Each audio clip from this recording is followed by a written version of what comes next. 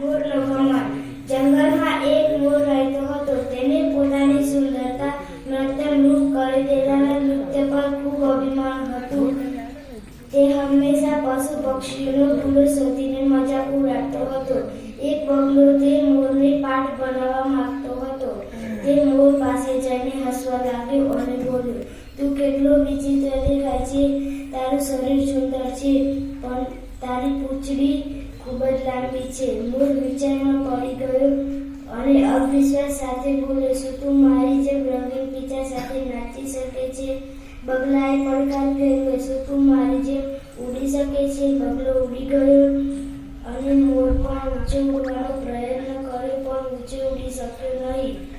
તે નીચે પડ્યો અને એના પગમાં ઈજા થવા લાગી. બગલાએ કહ્યું, સાચું સમજ, માત્ર એક આવડત હોવાથી કોઈ મહાન થઈ જતું નથી.